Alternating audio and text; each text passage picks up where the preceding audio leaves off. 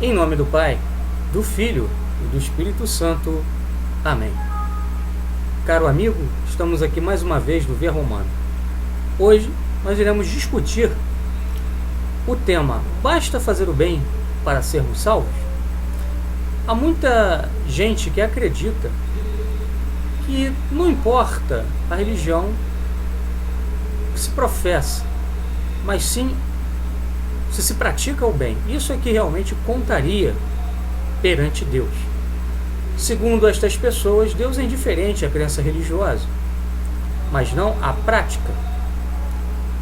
Estes acreditam que tanto faz ser hindu, muçulmano, espírita, católico, budista, etc. O que importa realmente é a prática de boas obras, porque seria isso que abriria para nós o reino dos céus, a salvação. Portanto, é isto que nós queremos discutir aqui hoje. Mas para nós começarmos a tratar do assunto, nós precisamos avançar na definição de alguns pontos essenciais. Em primeiro lugar, nós precisamos saber o que é o bem, exatamente. Porque há uma variedade de noções sobre bem e mal hoje em dia, em nosso tempo, em nossa sociedade, em nossa época. Existe, poderíamos dizer, hoje em dia, um clima de relativismo, onde cada um considera o bem aquilo que lhe convém, em geral. Muitas das vezes, as pessoas que dizem que basta praticar o bem para ser salvo, não têm uma visão, uma noção clara do que seja o bem e o mal. É frequente que estas pessoas considerem que o bem é aquilo que cada um considera bom, caindo assim num relativismo radical. Pois bem, é sobre esta questão que a gente precisa se debruçar inicialmente para que possamos discutir esta questão. Basta ser bom para ir para o céu? Basta fazer o bem para ir para o céu, independentemente da religião que se professa? Comecemos então tratando da questão do bem. Qual é a sua definição? Qual é a sua natureza? O que é o bem e o que não é o bem? Bom, hoje em dia, em primeiro lugar, há uma multiplicidade de noções, como nós dissemos, sobre bem e mal. Para nós começarmos, nós poderíamos olhar, por exemplo, para as grandes religiões. Nelas existem diferentes conceitos de bem e mal. Então, nem mesmo entre as religiões existe um consenso entre o que seria o bem e o que seria o mal. Muitos acreditam falsamente, erradamente, que existiria um consenso entre as grandes religiões a respeito do bem e do mal. Isso não é verdade. Existe uma variedade enorme de visões a respeito disso, não é? Existem contradições até mesmo entre as doutrinas morais das diferentes religiões, o que mostra que a questão não é tão fácil de resolver, né?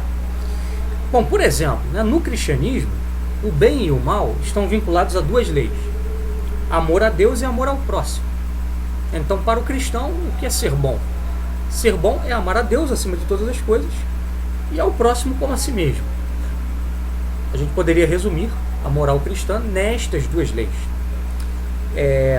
No islamismo, essa noção de amor, por exemplo, ela não existe, né? O Islã tem uma visão bem diferente em relação à relação do homem para com Deus, né? É uma relação basicamente de submissão, não é uma relação de amor, né?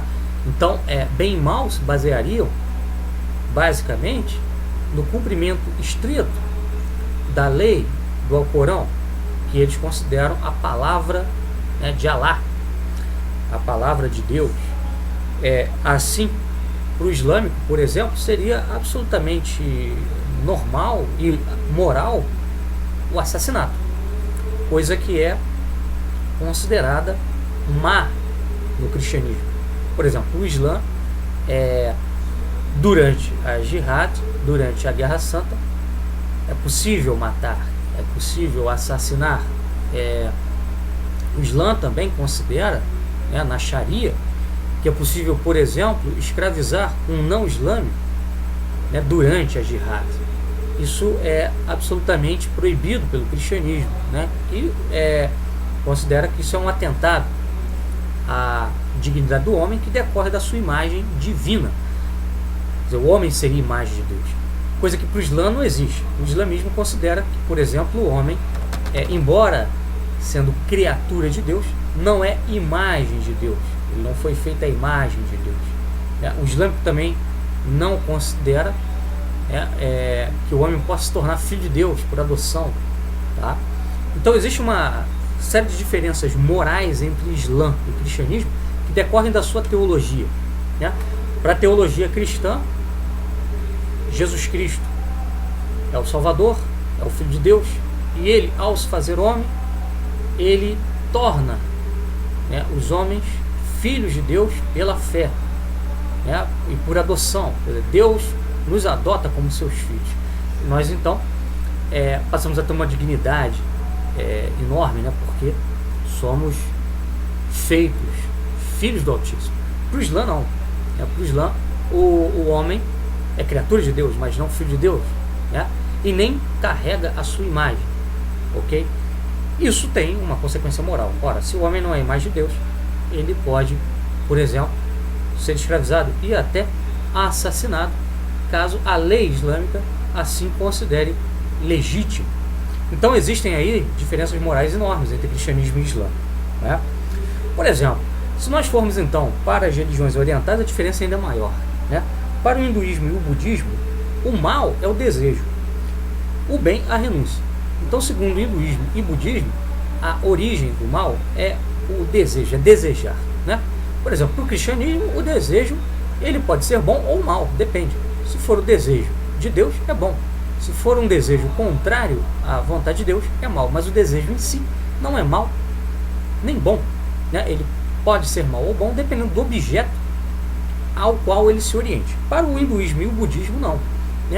Independente do objeto que o desejo queira obter, o desejo é sempre mal, porque ele leva a um ciclo, que eles chamam de ciclo de reencarnações. Então, enquanto você deseja, você não se liberta desse ciclo. O desejo, portanto, seria o mal radical. Então nós vemos aí que há uma diferença imensa entre estas religiões, diferenças de doutrina moral decorrentes dos princípios teológicos e doutrinais dos quais elas partem. Então, acreditar que existe dentro das religiões um consenso universal em relação ao que é o bem e o que é o mal é uma falácia. Muitos acreditam nisso, que bastaria consultar aqui os grandes manuais morais das religiões para chegar a uma ideia universal do que é o bem. Isso não é possível. As religiões discordam absolutamente em relação ao assunto e não há como chegar a um consenso partindo dos princípios teológicos que estas religiões professam, que são princípios contraditórios, opostos entre si. Se nós formos para o campo filosófico, a coisa piora ainda mais, as controvérsias aumentam ainda mais. Por exemplo, há aqueles filósofos que identificam o bem e o mal com o conhecimento e a ignorância, como por exemplo Sócrates, Platão, Aristóteles, os filósofos gregos. Em geral, eles consideram que o bem é o conhecimento e o mal é a ignorância. Esses filósofos não consideram, por exemplo, o fator livre-arbítrio, que é uma noção que vai ser estabelecida pelo cristianismo. Então, por exemplo, para Sócrates, se o indivíduo conhece o bem, ele vai agir bem. Se o indivíduo não conhece o bem, ele vai agir mal, porque ele, sendo um ignorante, não saberá guiar-se de acordo com os ditames da razão. Já Santo Agostinho, filósofo cristão e teólogo cristão, vai dizer, não, mesmo o homem conhecendo o bem, ele pode rejeitar o bem porque ele é livre. Ele pode dizer não ao bem. Essa é a raiz do pecado, da noção de pecado, noção cristã de pecado.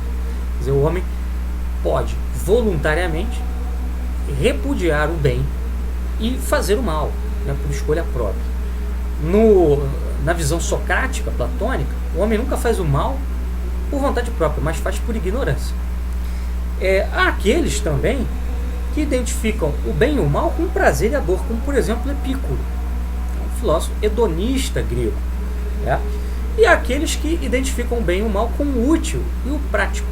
Ou seja, bom é aquilo que dá certo, bom é aquilo que é útil. O inútil seria mal, seria prejudicial, tá? E nós temos, inclusive, nesse meio também filosófico, aqueles que negam a existência de um bem e de um mal, né, essencial, e que recaem ou num relativismo quase que absoluto, né, ou num niilismo, né, negação do bem e do mal, né? Então, assim, dentro do mundo religioso, do mundo filosófico, existe uma controvérsia enorme a respeito do que é o bem e do que é o mal. E como é que nós podemos resolver essa controvérsia? Bom, nós precisamos voltar àqueles princípios da metafísica filosófica, né, que teve origem lá na Grécia Antiga, para que nós possamos avançar na solução desse problema. Bom, em primeiro lugar, nós sabemos que o homem é um ser dotado de consciência. E a consciência humana exige que nós julguemos os atos humanos, né, em razão de um bem e de um mal. Ou seja, o juízo só pode ser feito a partir de critérios morais que indiquem a nós o que é o bem e o que é o mal. Então isso é um dado da realidade humana, né? O homem é um ser dotado de consciência moral, o homem é um ser dotado da capacidade de julgar, e esse juízo que nós fazemos deve estar ancorado em princípios sólidos de bem e de mal, para que nós possamos distinguir claramente o certo do errado, né? Os filósofos convencionalistas que negam a existência de um bem e de um mal essencial, imutável, natural, né, eles já caem numa contradição. Qual é a contradição? Bom, se você diz que não existe nenhum princípio absoluto, você está dizendo com isso que existe um princípio absoluto. Quer dizer, o único princípio absoluto é que não existe nada de absoluto. Ora, isto é absoluto. Então, isto é uma contradição, né? O relativismo contradiz a si mesmo. No momento que você diz que tudo é relativo, então nem tudo é relativo. Isto que você está dizendo não é. Bom, se isto não é relativo, pode ser que outras coisas também não sejam. Logo, o relativismo refuta a si próprio. Então é uma posição impossível, né? Ou nós a abandonamos, né? Ou, se nós insistimos nela, nós caímos num labirinto lógico do qual não há saída. Então o relativismo deve ser abandonado.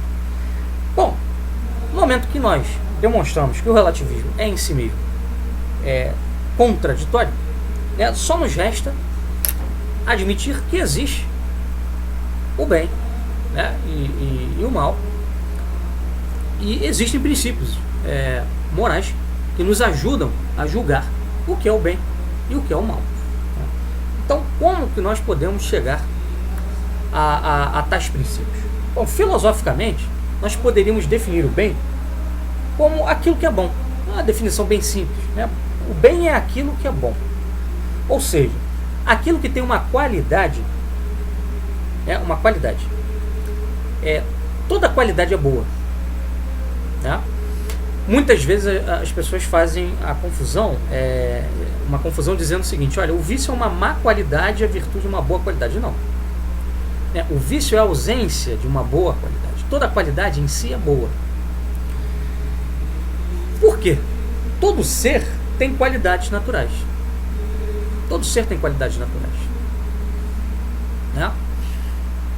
Por exemplo, o rosnado do leão, para nós, seres humanos, é atemorizante. Porque ele indica ferocidade. Ele indica que o leão pode estar se preparando para nos atacar. Mas o rosnado é essencial para a sobrevivência do leão, né? Através do rosnado que o leão macho, por exemplo, exerce sua autoridade sobre o bando de fêmeas, né, de leões. O rosnado dele exerce ou inspira medo, né, nos adversários. Ou seja, é uma técnica fundamental de sobrevivência, é uma qualidade essencial do leão, sem a qual ele não sobreviveria no mundo selvagem, ok? Então é uma qualidade que o leão tem como ser natural, como um carnívoro, como um felídeo, essencial a ele.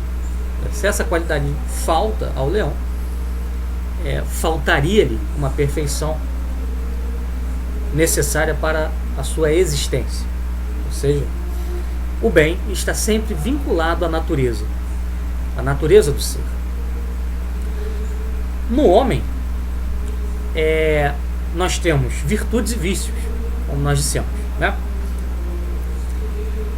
Isto decorre do seguinte: o homem tem uma qualidade, uma natureza dupla. O homem é corpo e é alma. O homem é um ser duplo, né? O corpo é a parte inferior do homem, a alma a parte superior. O corpo é inferior porque é mortal, a alma superior porque imortal. Nós poderíamos depois, num outro vídeo, demonstrar, através de uma série de argumentos filosóficos, a questão da imortalidade da alma. Mas hoje nós ficaremos apenas por aqui. Não é nosso objetivo demonstrar isto hoje aqui, mas apenas partir desta premissa para tratar da questão do bem. Bom, então nós temos o homem como um ser duplo, constituído de corpo e alma, e assim nós podemos dizer o seguinte, que existem dois bens relativos ao homem: os bens do corpo e os bens da alma. Quais seriam os bens do corpo? A saúde, por exemplo, né? O bom funcionamento dos órgãos do nosso corpo é um bem. A falta desse bom funcionamento é o quê? É a doença, né? Quer dizer, a doença não é algo, mas é a falta de algo, ou seja, a falta da saúde.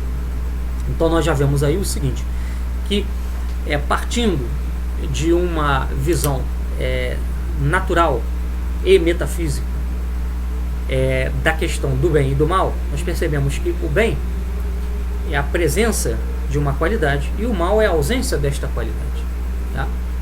Então a saúde seria a ausência, a doença seria a ausência da saúde, né? O prazer também é um bem do corpo, né? A dor seria um mal físico. O que seria a dor? A ausência do prazer, né? E há também os bens da alma, como nós dissemos. Que bens da alma seriam esses? Seriam as virtudes, como por exemplo a sabedoria, a justiça, a temperança, né? A justiça, saber dar a cada um segundo o seu merecimento, segundo o que lhe é devido. Por exemplo, um patrão que paga ao seu funcionário o salário combinado, o salário devido ao trabalho do seu funcionário. Isso é justo. A injustiça seria a ausência desse tratamento justo. Por exemplo, se eu deixo, como patrão, de pagar o salário combinado ao meu empregado pelo trabalho de um mês. A temperança é o equilíbrio. Saber fazer as coisas dentro dos seus devidos limites. Por exemplo, comer além do necessário é um ato de intemperança, ou seja, é uma falta de limite. Agora, se eu como o necessário para viver com saúde, eu sou um homem temperante, né? Então estes são os bens do corpo e os bens da alma, né? E se a alma é imortal, como nós dissemos, então as qualidades da alma são superiores às do corpo, logo são melhores, né? Então assim, bem e mal dependem de uma escala de valores. Nessa escala de valores nós temos no topo Deus. Deus é o valor máximo, né? É o bem supremo da alma.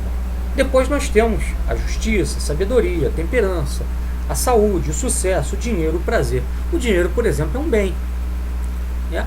Agora, se você prefere ganhar dinheiro de forma injusta, então aí nós temos o mal. Ou seja, você está invertendo a ordem dos valores. A justiça deve estar em primeiro lugar, o dinheiro em segundo. Eu posso e preciso até ganhar dinheiro? Sim. Mas de que forma? De forma justa. Quando eu inverto esta escala, aí eu pratico o mal. Quando eu obedeço a escala dos valores, quando eu subordino os valores inferiores aos superiores, aí eu pratico o bem.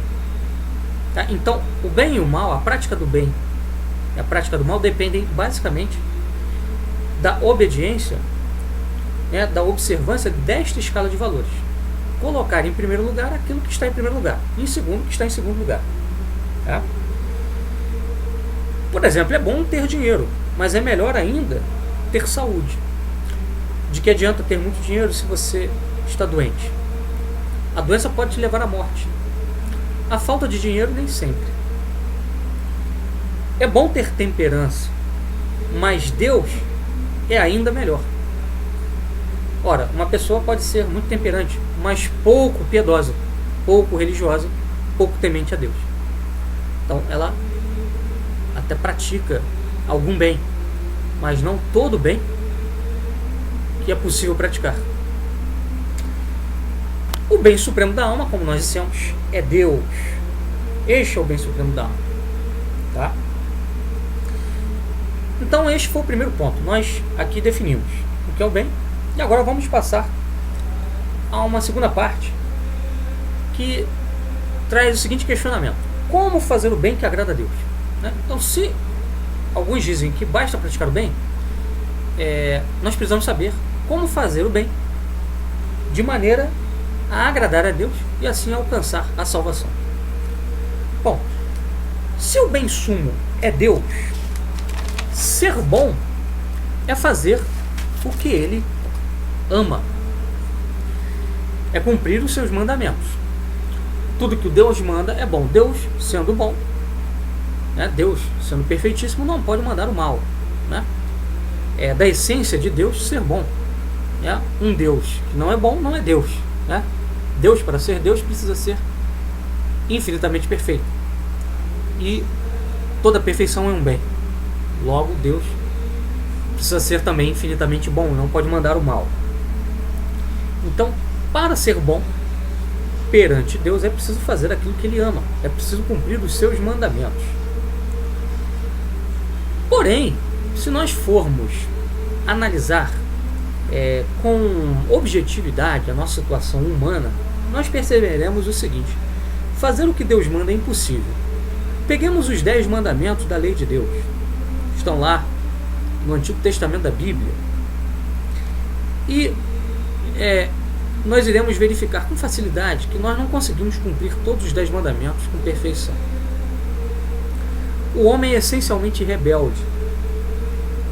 Por exemplo, o nosso corpo é rebelde em relação à alma, e a alma em relação a Deus. Tendemos sempre a preferir nossa vontade. Nosso corpo, por exemplo, muitas das vezes não obedece ao comando da alma. Isso fica evidenciado quando nós temos que levantar muito cedo. A tendência é que nós queiramos permanecer na cama, dormindo até tarde. Só levantamos porque sabemos que temos deveres a cumprir. Então a nossa alma tem que fazer um grande esforço para mover o corpo a se levantar, mesmo contra a sua vontade. Em relação à relação da alma humana com Deus, isso também acontece. Muitas das vezes nós preferimos a nossa vontade ao invés de cumprir os mandamentos da lei de Deus. Qualquer pessoa que se conheça um pouco, que tenha um pouquinho de autoconhecimento, sabe do que eu estou falando. Ou seja, o homem, naturalmente falando, não pode fazer o bem. O homem não consegue fazer o bem. O homem é fraco. Ele tende a descumprir a lei de Deus, a vontade de Deus. O que fazer então, se nós não conseguimos, pela força da nossa própria natureza, fazer o bem?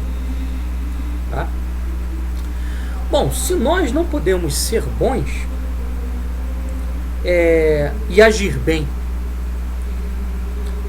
exige que nós sejamos bons, é preciso buscar ajuda.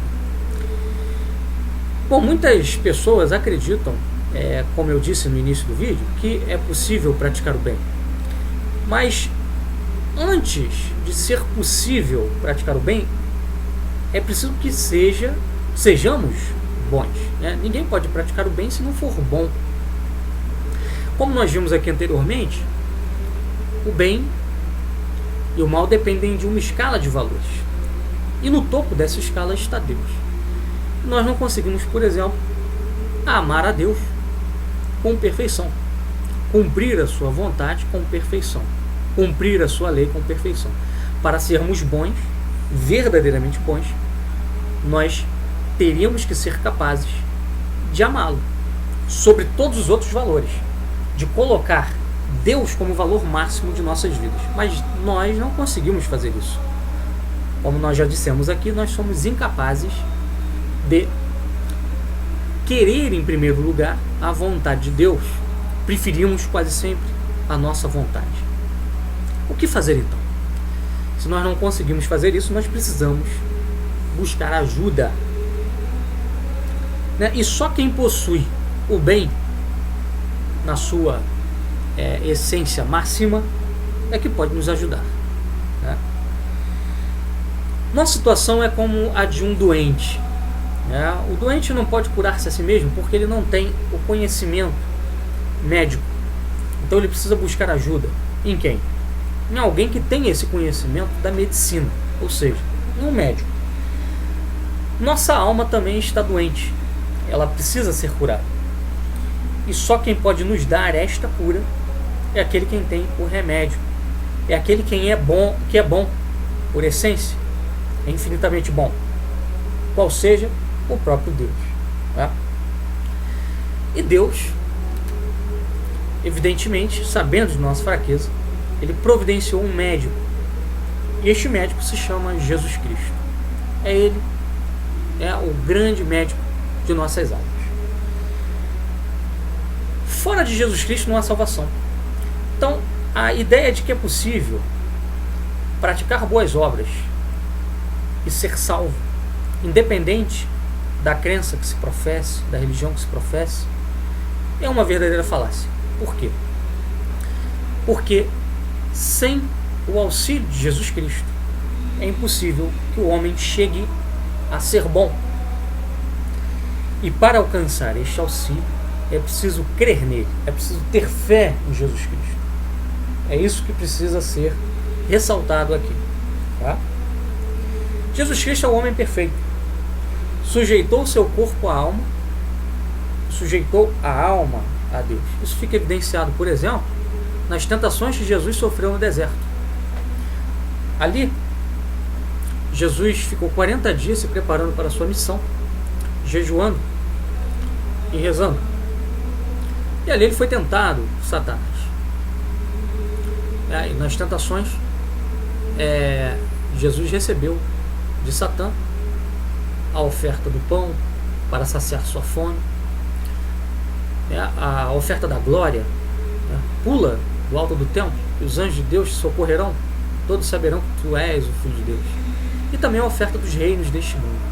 Então Satã ofereceu a Jesus Cristo o prazer do corpo, a glória e o poder. Jesus Cristo rejeitou tudo isso por causa de Deus.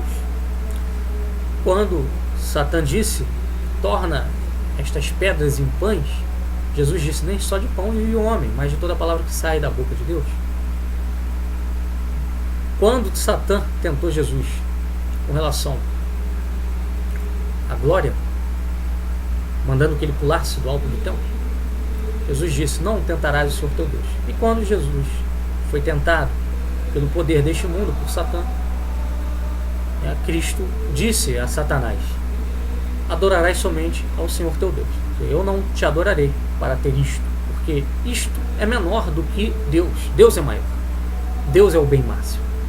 Na escala de valores, Deus está em primeiro plano, não a glória deste mundo que passa. Então, Jesus soube cumprir com perfeição a tábua dos valores morais.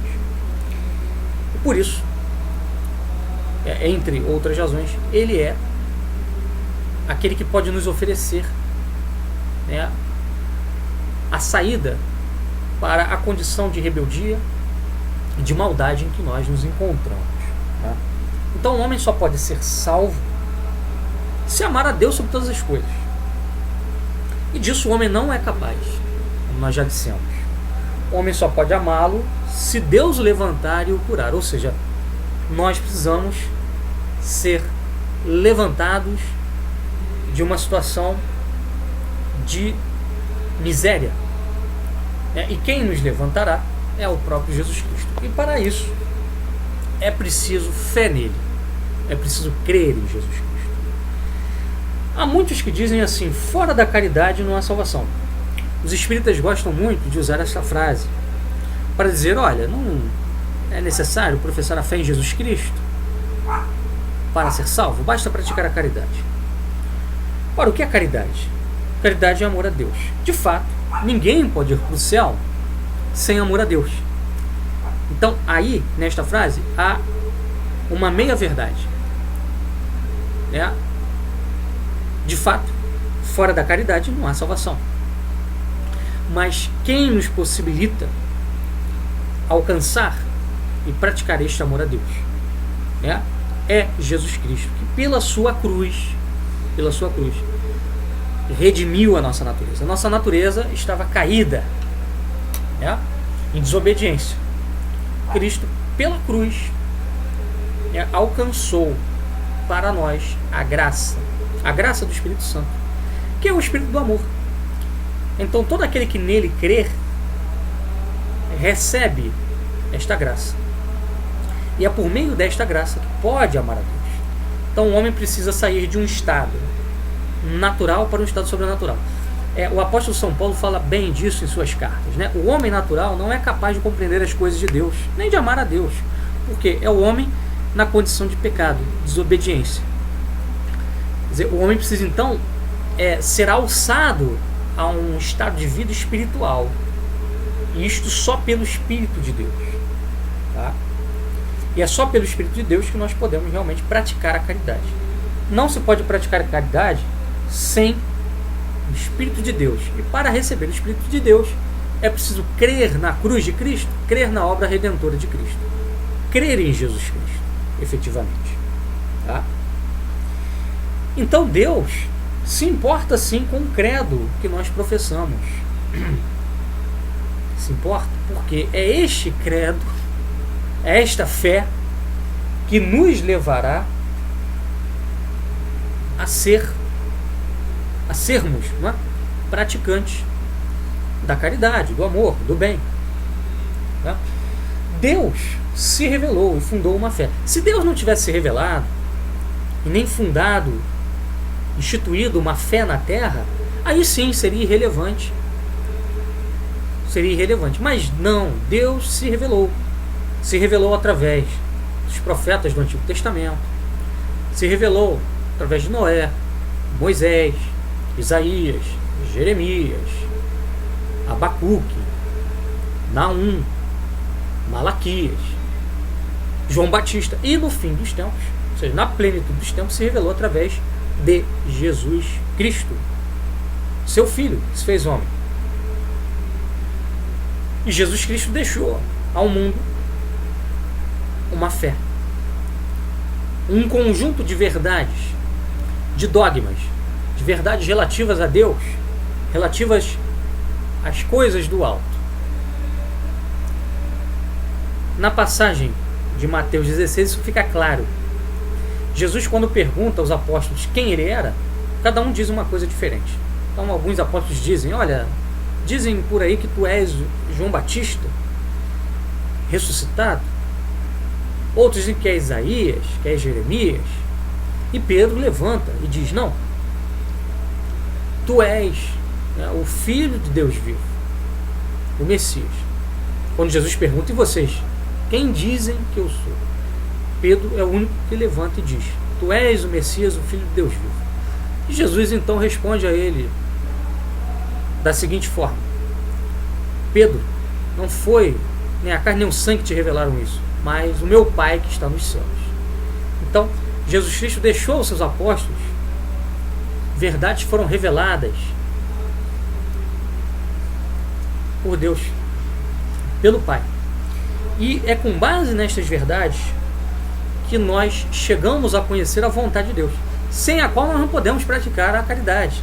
O que é a caridade? É amar a Deus, e só ama a Deus quem pratica os seus mandamentos, quem pratica a sua vontade. Como nós podemos conhecer a sua vontade se Deus não a revelar? Deus a revelou. A revelou através de Jesus Cristo, seu Filho feito homem.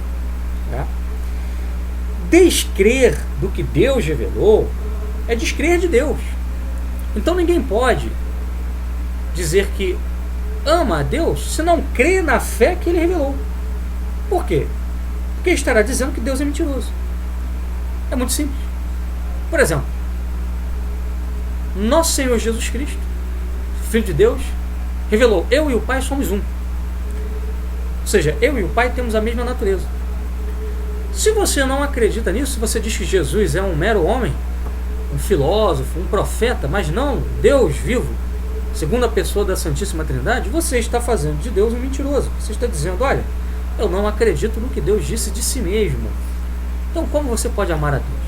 Como você pode praticar a caridade, que é amor a Deus? Não pode? Então você não pode ir para o céu. Você não pode ser salvo. Não é possível ser bom negando o que Deus mesmo ensinou. Por quê? Tudo que Deus ensina é bom. É preciso seguir aquilo que Ele ensinou para praticar o bem. Senão você sairá do trilho, sairá do caminho. Como nós dissemos, ninguém pode ser bom se não faz a vontade de Deus. E ninguém pode saber a vontade de Deus se Ele não a revelou. Ora, mas Ele revelou a sua vontade. Então é preciso segui-la. É preciso seguir os seus ensinamentos. Porque ali estão contidas as vontades, os desígnios de Deus. Sem isso, é possível qualquer coisa, menos a salvação. Deus também quer ser cultuado de uma forma estrita. Deus, ao se revelar em Jesus Cristo, revelou também a nós uma forma de adorá-lo. Qual foi a perfeita adoração que Jesus ofereceu ao Pai? A sua cruz, o sacrifício do Calvário. Então é através do sacrifício do Calvário que nós adoramos a Deus. Mas eu sou hindu, eu adoro a Deus de outra forma. Eu sou muçulmano, eu adoro a Deus de outra forma. Não, Deus não aceita esta forma de adoração, porque Ele revelou apenas uma forma. Forma esta instituída no Calvário, onde Jesus Cristo, ao se sacrificar, ofereceu ao Pai um culto perfeito, o culto de obediência perfeita. Jesus Cristo obedeceu ao Pai a tal ponto que deu a sua vida. Então é através dessa forma que Deus quer ser adorado. É através do Filho de Deus que Deus quer ser adorado.